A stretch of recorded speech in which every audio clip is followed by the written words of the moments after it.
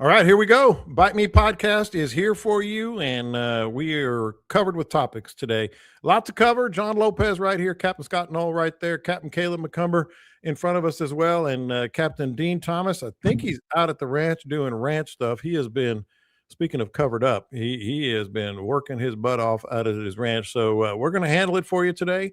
Kind of an old school Bite Me Podcast for a while there. Dean wasn't a regular member here, and it was Captain Caleb, Captain Scott, and myself. And we do have things to cover. A lot of stuff off the Bite Me group page, which is always good. Good community there. So you can join the Bite Me group page by just searching Facebook. Just search Facebook, look for Bite Me or my name, John Lopez, and you can probably find the group. And, of course, subscribe to the podcast wherever you get your podcasts, iTunes, Spotify, and, of course, Podbean, which we recommend because you can get every episode we've ever done right there. But I usually start with where the captains were, how they did, what they saw. But I actually, as much as we've texted this week, I don't even know if you guys were out on the water this week. What I did is a secret. I ain't telling nobody. Okay, that's not how this works. I mean, I walked in the boat shop today. I stepped in the door. And the dude at the front, bless his heart, he tells me where everybody's been fishing and catching redfish. Mm-hmm. And of all the places he listed, one of them wasn't where I've been. And he's like, "What about you?" I was like, "I ain't been catching shit." Nothing. So in other words, you have been. Look, listen, it's the same verse. Next is the first, or however the heck it goes. Mm-hmm. The cold front blew in, the water got cold, it got a little bit lower. They're schooling up in shallow water where shrimp are present. Mm-hmm. Period. There's no secrets about it. And that's a good thing. I mean, that's something that people can just do, kind of falling out, literally, like they say, fall out of your boat and catch some fish. Made me put the 12 gauge back in the closet. Okay. And Captain Scott, were you on the water? Usually like I said, we were texting, but I didn't even know if you were out there this week. Yeah, I was out there, and as long as it was good. Mm-hmm. And then it wasn't. Yeah, the wind blowing 900 miles an hour and got cold. Yeah, I quit when it got cold and windy. Yeah. But, prior to that, man, it was smoking. Yeah, I sent you the videos of the tails and all that. Oh yeah, we had some really good tailing. I had a cameraman on the boat, which usually spells doom. But I mean, honest to God, after we did the show Wednesday, I ran out and I went to one of my little tailing areas and said, check on it, see how it is. Pulled up, shut down, and literally looked over at about, 20, 30 yards. There's an entire giant school, tails up, waving like crazy, telling the camera guys, you might want to get a little hurry on there because he was kind of fiddling with his stuff. Yeah. And I was like, hey, man, you might want to get ready. Mm-hmm. And I laid him out on the bow and just poled into those schools. There was, 8 or 9 schools in this cove, and they were all tailing really good. And we just poled from one school to the next, and him shooting at water level. He got some fantastic footage. He turned right at and looked at me and said, this is National Geographic kind of stuff here, man. This is cool. Caleb, I know you want to weigh in, but what was it for? So we can be on the lookout for it. Oh, it was for Nomad Lures. Okay. They got some new stuff coming out, and they'd asked me if I'd take them out and try it out on some redfish and see how it works. And it works very, very well. I was quite impressed. Mm-hmm. See, little known fact about Scott, John, is he can't stay out when it's cold and windy because it triggers his instincts to go start making toys and hooking up his reindeers. It is that time. Hey, man, you want a little extra cash?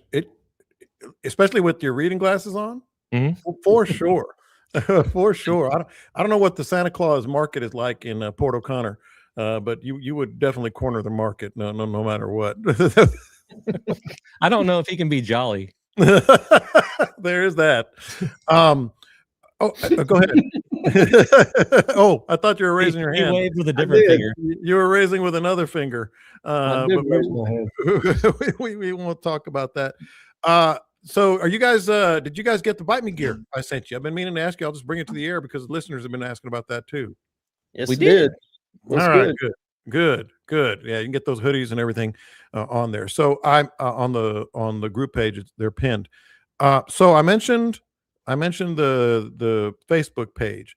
Let's start right here before we get into some of the other topics like skinny boat, light on brains. Yes, that is a topic. And Corkys, which Caleb, pressure's on you, man. Oh boy. When we get to the Corky topic, because a lot of people want to know. But let's start with this whole drone thing that has been making the rounds. If you are an outdoorsman, a fisherman, you've probably seen posts and comments, and you're going to get thrown into jail, and this and that. I'm going to start with Scott on this one, simply because I did see your most recent posts on our group page, kind of clarifying it, then a comment on another one. Let's just kind of go like beginning to end here. What happened and what the reality is of it, Scott. Okay. The FAA, or the Federal Airborne Hunting Act, and that's federal law from the 50s. Basically, what it was for was to stop people from flying in, say in Alaska, flying around in the remote wilderness, sitting down and going and shooting an animal that they spotted from the air. That was the intent of the law in the beginning of it. Of course, things have changed a little bit since the 50s, and so now we have drones. Everybody was asking Parks and Wildlife, like they asked us, about a year ago.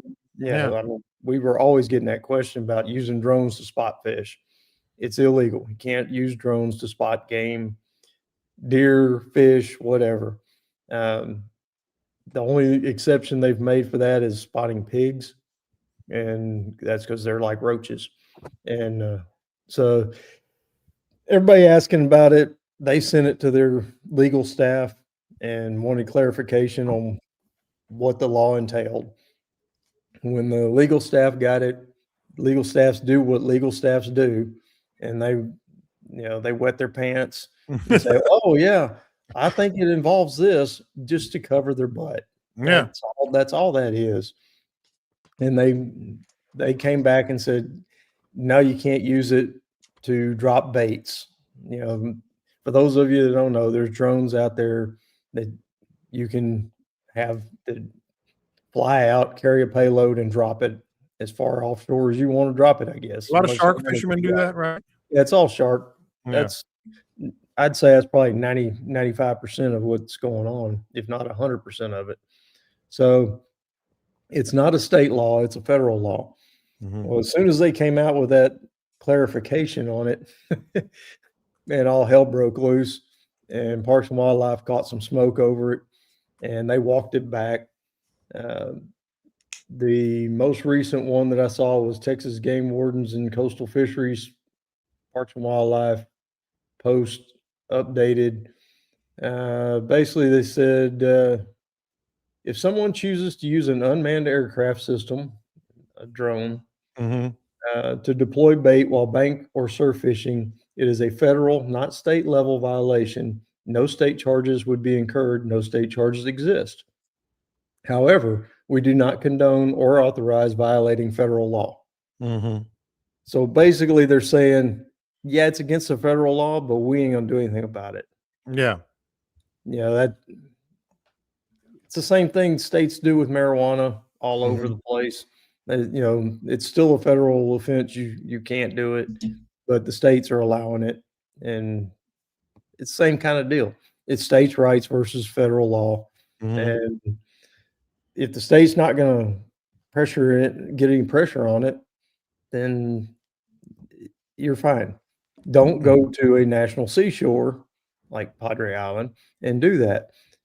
National parks, drones are already illegal. You can't fly a drone in Big Bend in the national park part of it.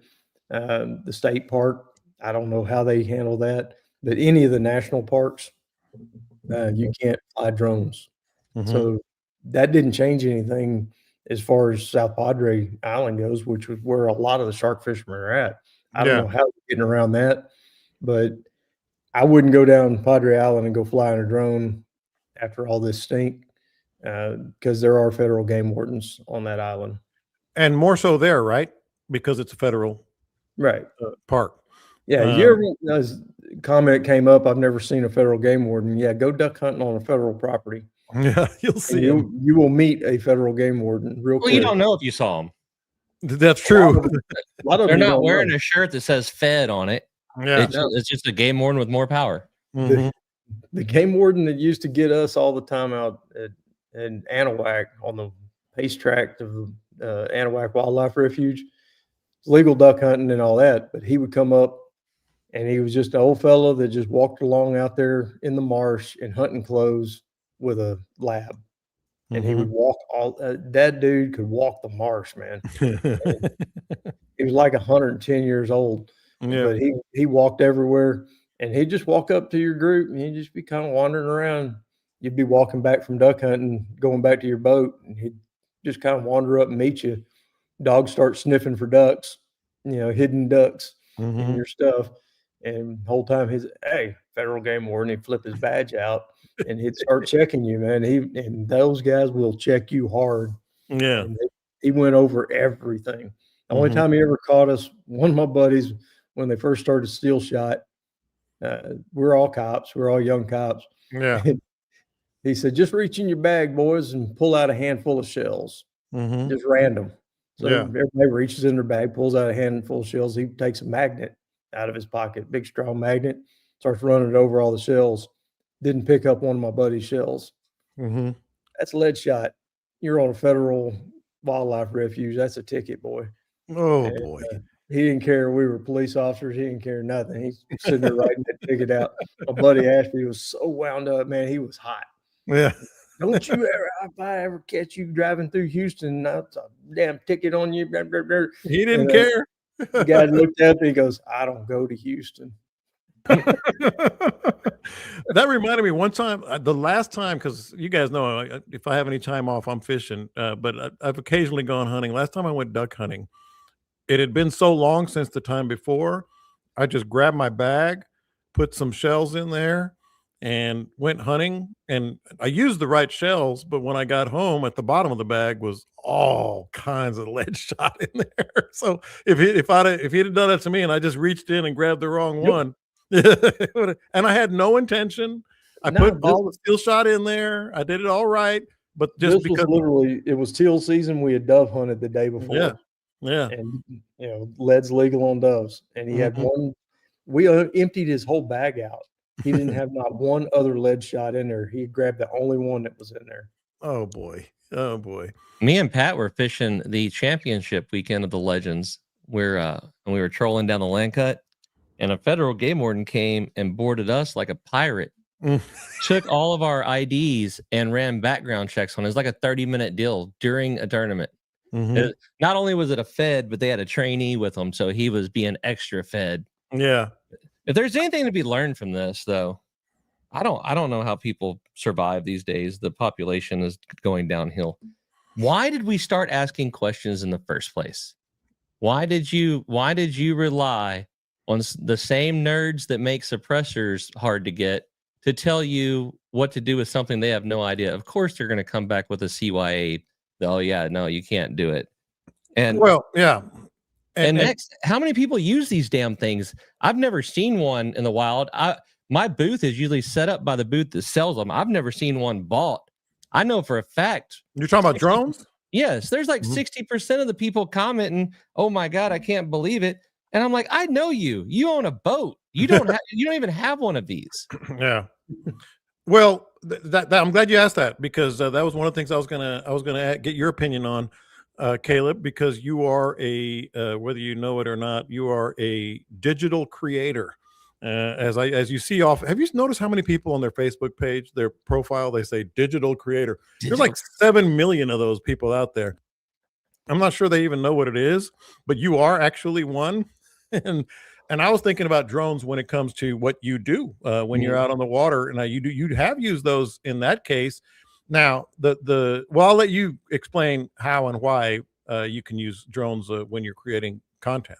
Well, I have, and I'll continue to do so. I have been contacted by the game wardens. And like Scott said, it's a very gray translation. It's the airplanes in Alaska. It's, if you fly into Alaska, you got to wait 24 hours to hunt. Like, these are the things of it. So it's very gray. And I had a game warden. He was a Facebook game warden or something. And he called me. It was probably 6 months into doing my YouTube. And I had been turned in. I had been reported. And what he told me was, I can't use them to find the fish and go catch them. And I was like, all right, well, cool. I'll welcome you to come by my house and we'll talk about whether or not I need a drone to go find a stinking ass redfish. And that was the end of it, Okay. And that's all I ever heard of it. So from what I understand, but they'd have to observe you doing it. And I'm not condoning doing it because I think it's kind of cheap, but they would have to watch you run a drone, put it over a fish, drive over there and catch the fish. From what I understand. But we've all seen the video, Scott. There was one on our page, and I left it up. But part of me was like, of like these giant schools, sort of converging in front of a boat, and then you see a guy cast. Well, that had to have been first off, that's my video. I don't know if it was yours. I saw it might have been, but I was thinking of another one. Prove the guy used that to find that massive school of fish. Right. One is filming your outdoor activity. One is using it as an aid to, I guess, harass and pursue wildlife. But isn't the person who's operating the drone on your boat? Yeah. See, that's where that's why I wanted to talk about this. Yeah, it's a very gray area. It just depends on what kind of mood and which game warden you get a hold of. It is good to know that they do respond to when you call in a tip at the 1-800 because. Obviously, they want to talk to Caleb. He was making his list at that time. Yeah. Scott disguised his voice when he called. But this is John Smith. Yeah, I can 100% see. Yeah, now trying to get me a reward. But you see what I mean, Caleb? Like you are, the best example I have of obviously Angler U and such great content, etc. And I'm not saying you did it. I'm just saying there's such it's like one of those things where if I were a game warden, I saw that video, I'd be like, that's interesting, Yeah. Well, I mean, again, they would have to observe you doing it because let's go past getting the ticket and actually standing up in court. If you can make video on outdoor activity and we were catching fish and we send it up to get a video of us catching fish, the game warden says, well, okay, we'll prove it, Green Jeans. I mean, and I'm not trying to start any crap because I made a comment that Matagorda I've never got my fish checked in Matagorda or license checked or nothing. And there's a game warden somewhere listening to the show because by golly, they showed up. So, whoever's in charge of that, this is not a challenge. I do not condone using it to find fish, nor do I use it to find fish. However, I do like to make cool videos, and I'm very much a conservation-based teacher and making it better for everyone. So please leave me alone. There was a game warden the last time I went fishing, and it was a woman and her partner, and they saw me idling into the marina. And I just kind of did the head down, head bob or whatever. So they started their truck and drove over to where I parked, my boat. And I was like, yes. I was actually excited because I haven't been stopped by a game warden forever, which means this weekend I'm sure to get stopped. But anyway, I was like, yes, I'm perfect. It was I caught a few fish, released them all. Everything's in order. I'm going to show this guy just how awesome I am. They pulled up right in front of where I parked. And I don't know if they were a listener and they know that I don't keep fish very often, but they just kind of waved and then they backed off and left. I was like, dang, I wanted to show off a little bit. It's almost like they know, like, this guy doesn't look like he's any problem. Yeah, he don't have any fish. Let's go. I know for a fact one of the guys I went to high school with we went to junior high together. He was a supervisor with game wardens. He was over all the Galveston area. And all of his game wardens would just sit there and watch me go by and just wave at me. Yeah. And I was like, they never stopped me. They would be sitting in front of greens, stopping every boat coming and going. I'd drive right by them and they just wave. And I finally caught up with Kevin one day and I said, hey man, what What's the deal here? Mhm. You know, I'm not complaining that I don't get stopped. I mean, it's cool. He said, "You're in your Poland skiff, aren't you?" And I said, "Yeah." He says, "I told my guys don't even bother stopping Poland skiffs. It's just a Mhm. waste of time. You guys got all your stuff together. You don't keep any fish, and it's just a waste of time for them to stop them." Well, whoever I pissed off told Hannah to stop me every day because I got stopped and checked for licenses and everything 4 out of 6 days in a row, dude. Really? So if anybody wants to know if Captain Caleb has his paperwork, according to the state of Texas, I'm all right. Well, next time you get stopped, or any of us get stopped, we need to get their PR director, because we've had a couple requests. We need to get a game warden on the show. I got I one. think you do. I got a good one, yeah. And his dad was a Fed, so he knows a little bit of both sides. Yeah, let's hook him up. Send me the information. Okay. All right, so let's get to some more topics here. And this one also came from, I guess it was a question off of a Facebook post on our group page, and it became skinny boat, light on brains ? Here's the question. I just bought a Freedom Commander. Good for you. And I'm excited to give it a good break in and test it in waters I couldn't get into before. I've also seen videos where guys are tearing up stuff just because they can get into ultra shallow water.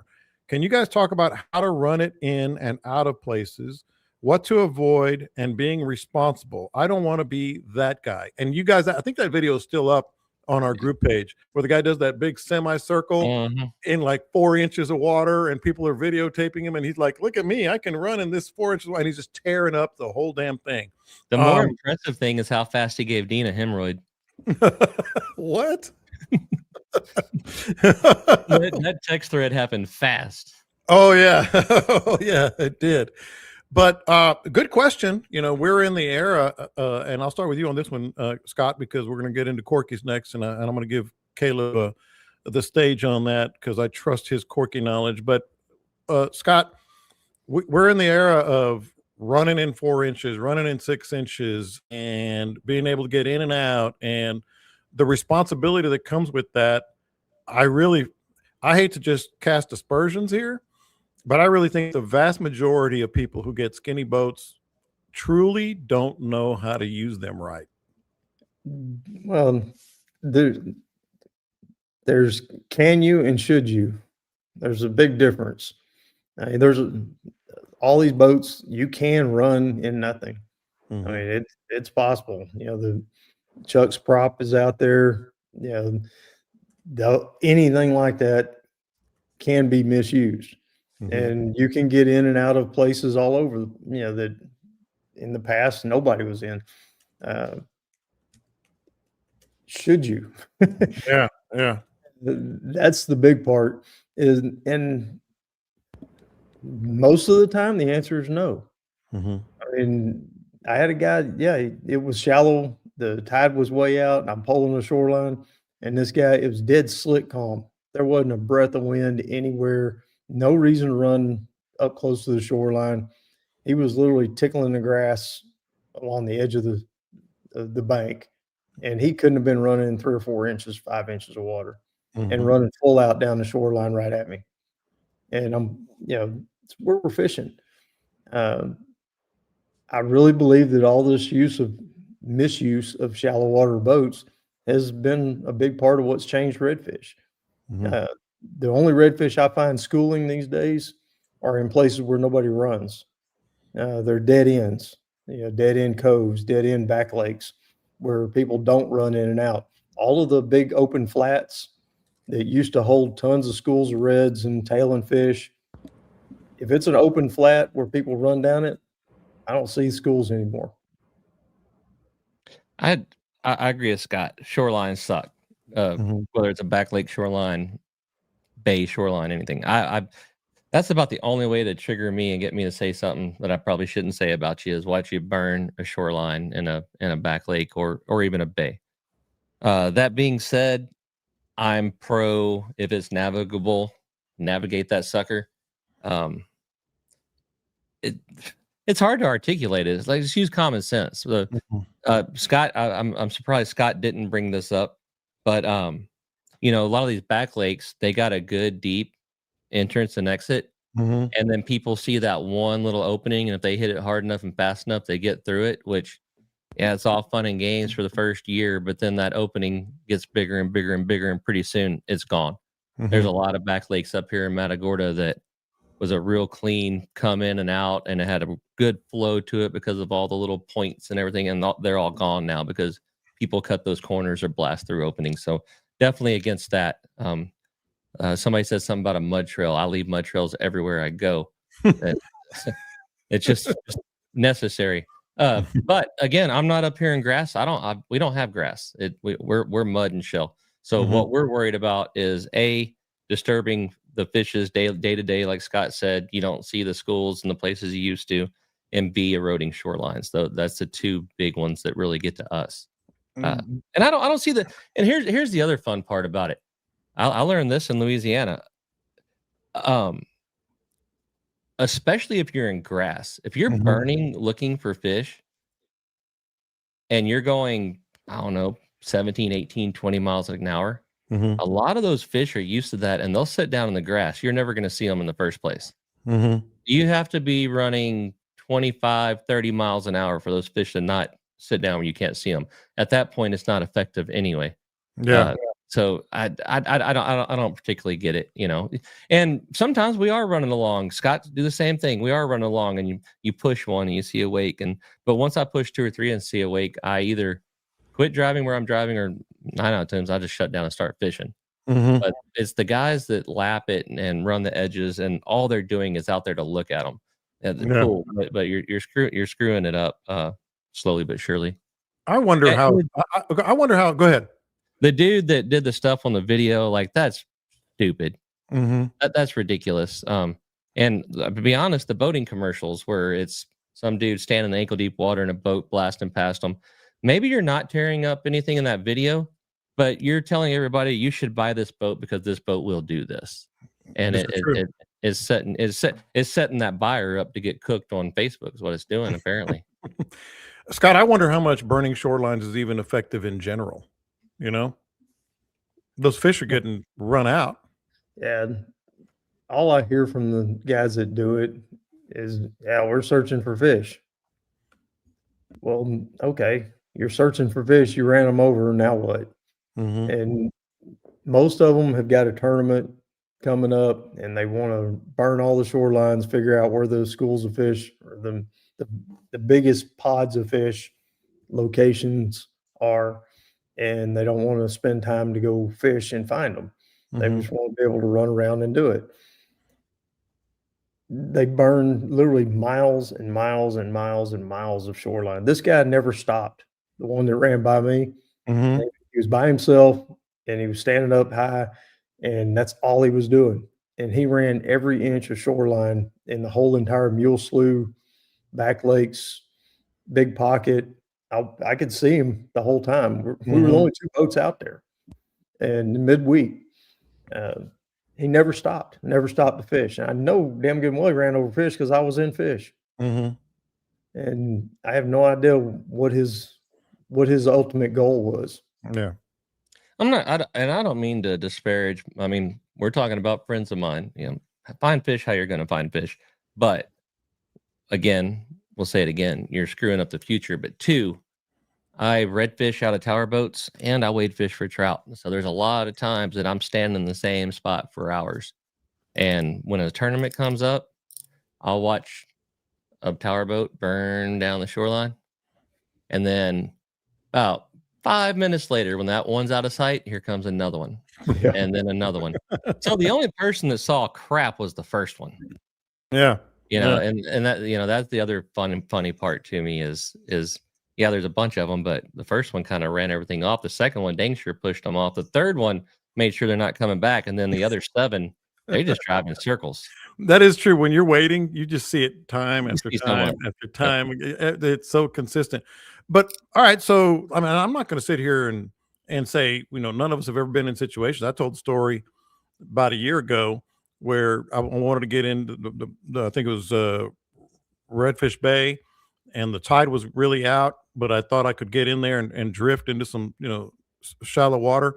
I got into the middle of the bay, and I mean, it was 3-4 inches, and all I did was and I started kicking up the mud. All I did was just not stop.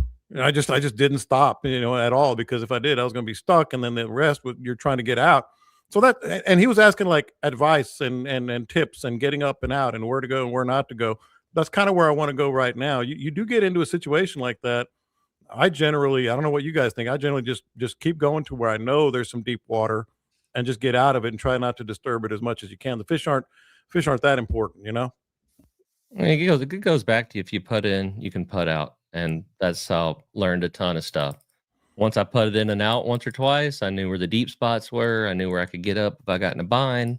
And then next time I might run a little bit further in there and so forth and so on. But there's any advice that we give you probably setting us up for a lawsuit, because there's no set of rules to any of it, But if you're going slow, you can come out slow. Mm-hmm. Unless the tide drops out. Yeah. Yeah, you got to keep an eye on that. No, I went in and just came out slower, attached to an airboat. Well, the other thing, Scott, that I see all the time, and I am so anal about this, when you do get into some skinny water and you're pulling or you're using your trolling motor or whatever, and then you fish or whatever, you catch fish, you don't catch fish, and you got to move and you want to move. It just drives me nuts when, like, right there, and there might be other boats around, they immediately, just come right out of it. And that's when you start seeing all these prop scars and idling out, like Caleb said. Just because you're in a hurry, that's what really gets me. That's what really ticks me off. Yeah, it is illegal to cut up the grass on the bottom. Mm-hmm. Period, end of stories. So you see a boat just chugging along there, I see it all the time. Guys, they'll drift fish right into a shoreline where it's too damn shallow. And when the boat stops from drifting, then they fire up the big motor and idle out and chug through the grass. And you sit there and see it just turns it up. There's prop scars everywhere. There's a lot of places that there's not prop scars anymore because there's not even grass. Mm-hmm. That's what it eventually happens. You keep cutting. There's one great point over here that I used to wade a lot way back, and it doesn't have a stitch of grass on it anymore because it was a shortcut. It got run over so many times.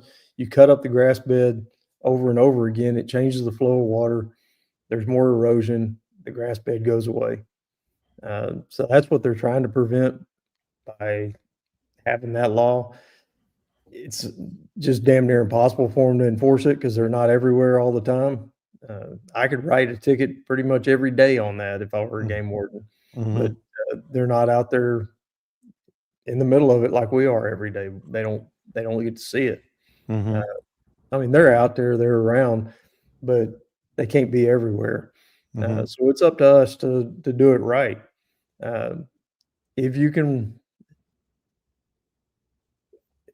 got the right boat and you can jack your motor all the way up where it's not on the bottom, it's up in a tunnel, up in a cat, and your boat will take off from that point. You're not technically cutting up the bottom. You're not causing any real problems. I don't prefer doing that. I don't like it. But the easiest way is to go find you a little deep spot and take off. There's every mouth of every bayou out there is another 6 or 8 or 10 inches deep, if not 3 or 4 feet deep. And everywhere, every bay system. Yeah. Every bay system's the same. If it's a narrow channel going to some back lakes nearby, or even just a channel between 2 lakes, if it's long enough to get your boat up, then you can go scooting out across that grass on plane with your motor jacked all the way up, and you'll never tear anything up. As far as the guys in Louisiana and the upper coast with the mud and the oysters and all that, there is some detriment to that. In the mud bottom holds a lot of life, and you are churning that up and you're tearing that up. It's all an estuary. It's all where everything grows up. There's all kind of critters that live in that mud. So it's best not to do it anywhere. Yeah, but I get it. People do it up on the upper coast and they churn through the mud and don't think anything about it. But you are still screwing up the bottom, and you're screwing up your equipment as much as anything. Ask Caleb about that. Oh yeah, get that oil, get that water sign. I don't support anything he's saying right now. A warning. And Parkoff talked about airboats. Just because you have an airboat that can run through the grass doesn't mean you have to run through the grass. You can go around that little island. I can show you airboat pathways through the grass islands and the mangroves where it looks like a runway. I mean, they use it over and over and over again. It kills everything it's growing there, and then it gets a little bit lower, and then the water, we have a high tide, the water washes through there. Next thing you know, you got another opening, changes the hydraulics of the bay system, and you start having more erosion. Well, hopefully, that'll help him and a lot of others listening here. But all right, Caleb. Somebody said, I want to know all about Corkys. Obviously, that would be probably 2 shows worth.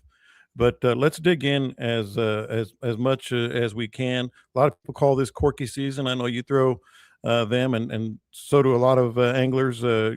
Obviously, topwaters as well. But when you're talking about this time of year, and you're working your Corky, there is no set way. This is something you've talked about.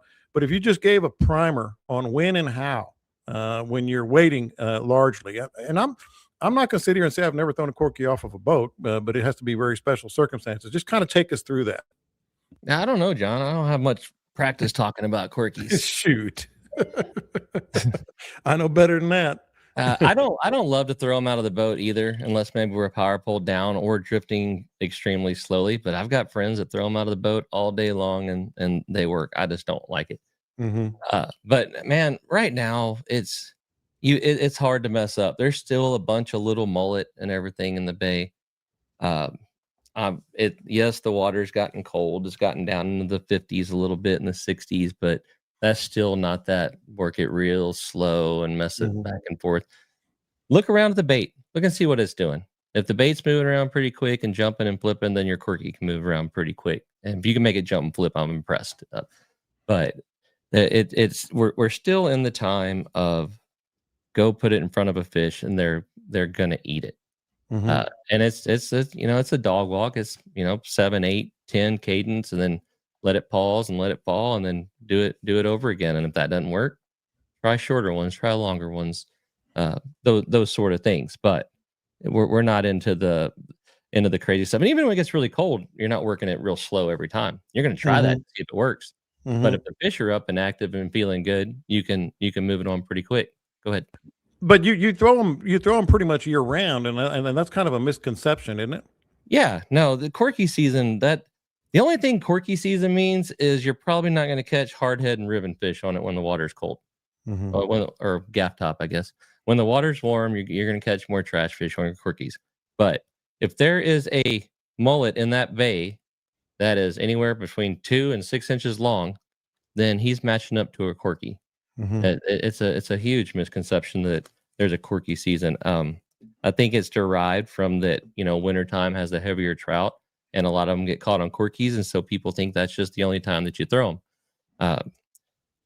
Could you arguably maybe catch more fish through the summer on Corky and on plastic, and through the fall on plastic? Probably so.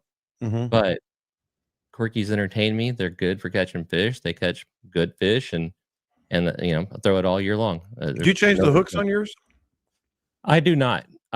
Some people put those red Diachis on them. I'm not sure why. They come with a number 4 round bend BMC treble, and when I replace it, I put a number 4 round bend BMC treble right back on it.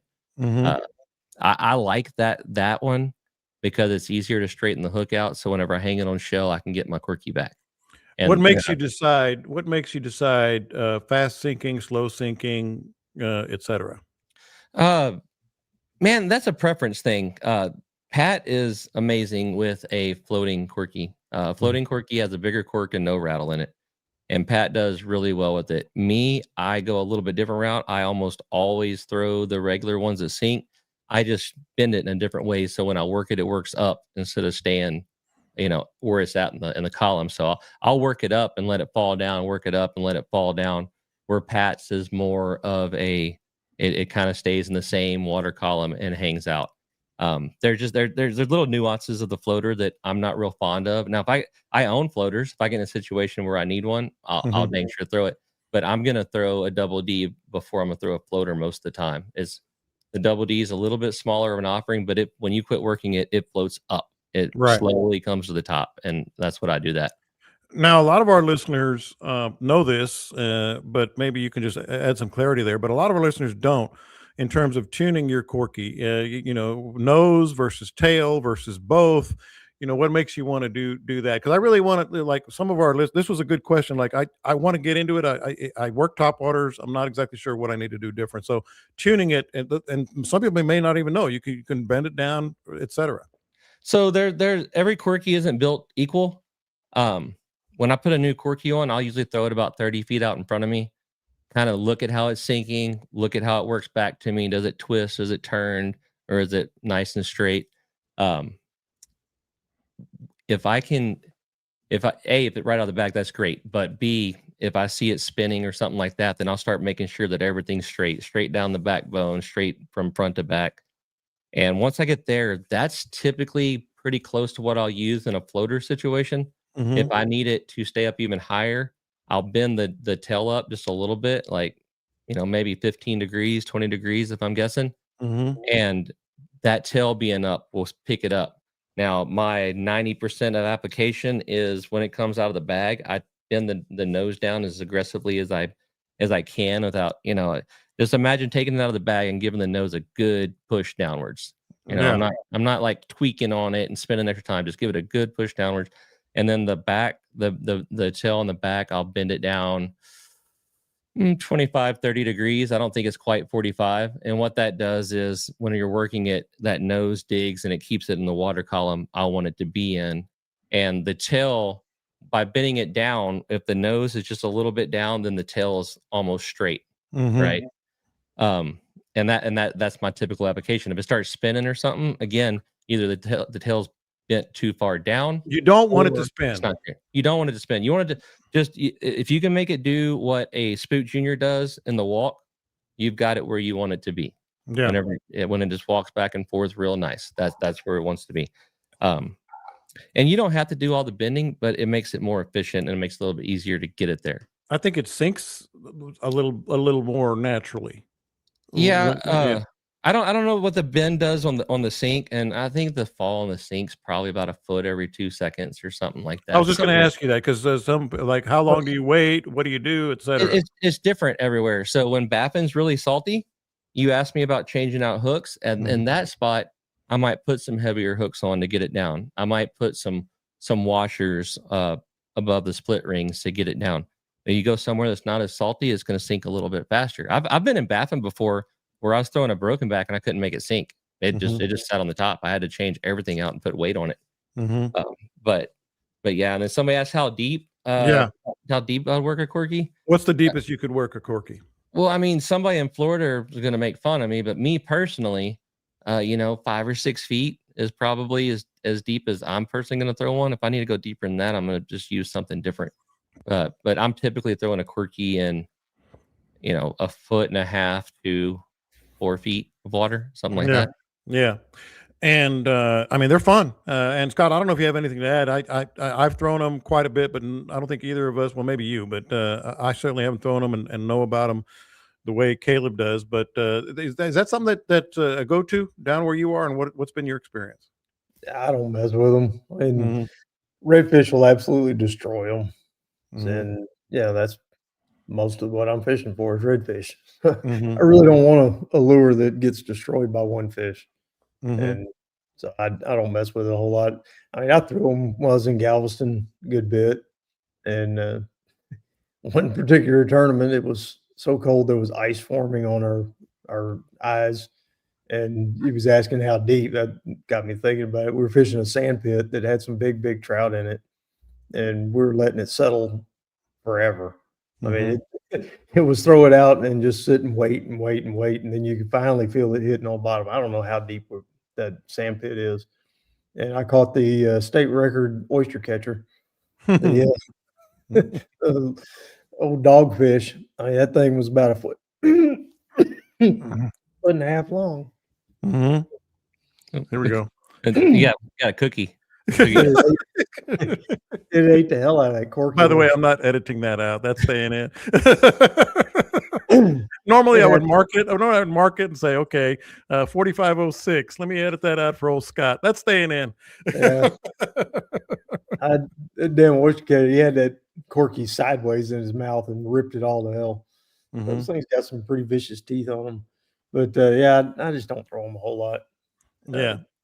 In Scott's application, if he wanted a twitch bait, the WWD would be his thing. And that's another thing with me and Corkys. If I'm in like just a couple of feet of water like Scott, I'm probably going to throw that WWD first. And I was thinking we stood and fished drop-offs where you throw it out there and wait 15 or 20 seconds. And there's been a light bulb come on in that scenario where we'd throw it out to the current was going left or right, and we'd throw it out to our left. And as we were letting it sink, by the time it got down where we wanted to, it'd be, almost in front of us. So we got to where we would throw it. And then, when we were on the water column, we would just kind of twitch it and let the current carry it, left or right in front of us. And man, that was really effective for catching fish that were feeding in that current. Well, it's addictive. Every time I've thrown a corky, it's gone in spurts. Usually I'm waiting and it's, maybe it's a winter weight or something, and I'll throw that, mix in a top water or plastic. But once you get that hit and that real fish, I mean, there's truly not a whole lot like it. There's something that happens on a really good one where you feel them hit it, but then you can feel it rattle around in their mouth. It's a whack and then a yeah, and man, that's when you've got the right one, and you just set the hook, and there's no give anywhere. You're just rod just bends and everything. It's like the fish freezes for a second, and you freeze for a second. Y'all just pull on each other, and it pulls. I've had my rod. You get that feeling where they're going to pull the rod out of your hand. You have such a good strong hit. I've had that on Corkys more than any other bait, where it's like, whoa, what was that? They're mad at them. They are mad at them. They get mad at. And I think, I don't know. I think a plastic, I don't know why they would do that, but man, they get mad at them. Yeah. And I do want to shout out Angler U. I mentioned it earlier, but you got several comments here that you do have a terrific video on there on Angler U, regarding working the Corkys. Just give us a little thumbnail on that, and we'll talk about what you have on Angler U this week as well, since we're here. Yeah, no, there. I've got a lot of videos on Angler. I say a lot. I've got probably 3 or 4 in there. Pat has them. We with Pat's, there's a lot of underwater footage. We did it in like a big Olympic pool and had cameras underwater where you could see what he's talking about. And Pat even went on to do it with plastics and stuff like that. Like I said, I haven't had much practice talking about Corkys, but we've done quite a bit. If you're not an Angler U guy, my YouTube, there's several Corky videos on there, and then Nestor said something I forgot I did. I did a long video with Eastern Current. They're a YouTube or podcast or something from the East Coast, and we did nothing but Corkys for like an hour or two. But yeah, there's all kinds of avenues out there. And who do you have tonight? We have Dustin Nichols. We're adding 4 kayakers to the show, and I'll give y'all that. We'll give the homeroom class the heads up. So we're adding Dustin Nichols. We're asking Josh Johnson, which Josh is the guy that seems like every time he puts up a video of redfish on Facebook gets 200,000 views. We're adding Ben Maldonado, who Ben's pretty well known in that world and does very good camera work.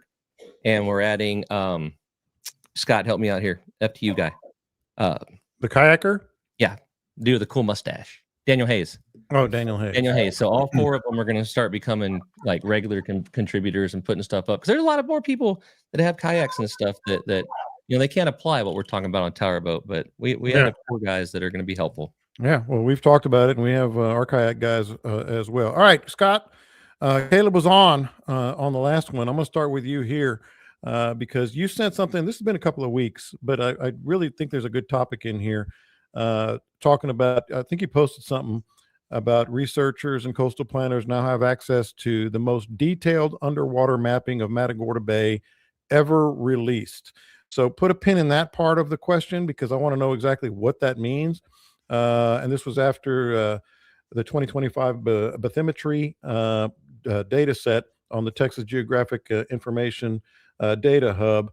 And it goes on and on to name the project, but it provides high resolution measurements of the bay floor that are now available to the public at no cost. So this is, and by the way, that word is bathymetry, Caleb. And so, is how do we feel about this? That Is that when you see words backwards and stuff?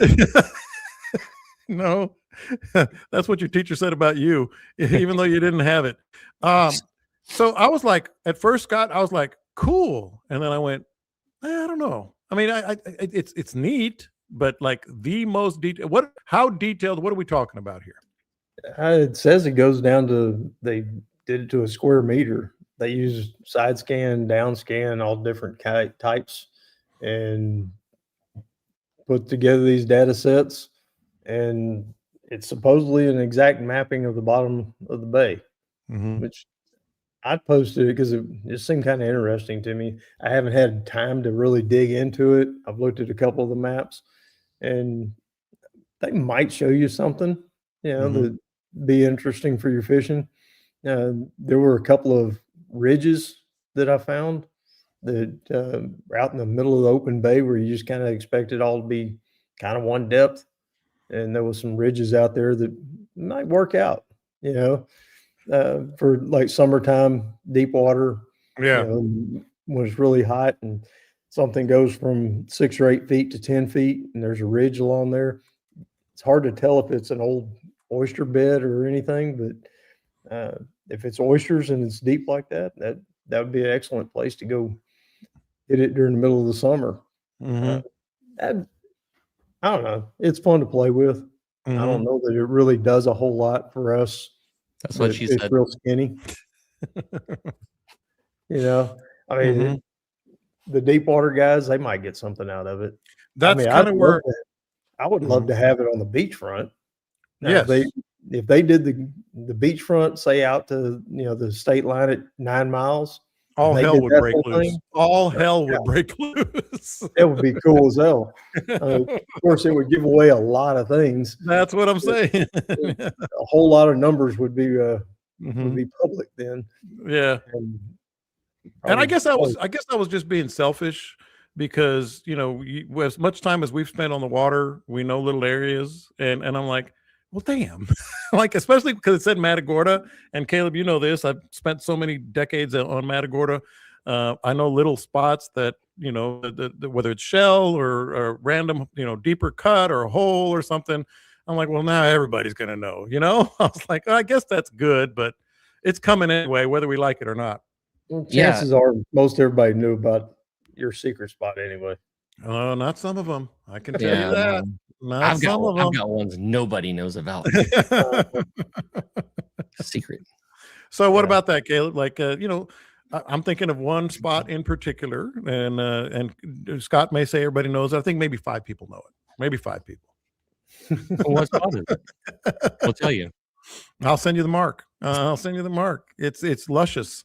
It's delicious. I think it got erased by the dredging they're doing. I don't think she's there no more. She's not there anymore? No, I don't think she is. I think she got a mud bath on her boobie. You're talking about the nipple? I'm talking about the nipple. Which is how it's marked. It's marked. When it gets cold, it gets hard to find, you know what I'm saying? And people are going to laugh and say, can you say that on the radio, on the podcast? Yes, you can. Animals have them. A geographic formation. It looks exactly like that, and it has been very, very good to me. That nipple has been good to me. It has been very, very good. But I think I already sent you that spot, didn't I? Or you knew it. You knew it. We knew it. Yeah. Yeah. I was one of the 5 that already knew it. So it's 4 others you got to guess. But by the way, it's probably, if they did it in Matagorda, Scott, it's coming to every bay, right? I've glanced around on their site. They've got a lot.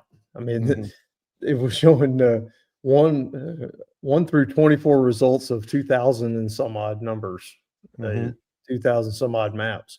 But they've got inland, they got lakes, they've got. I mean, it's a lot.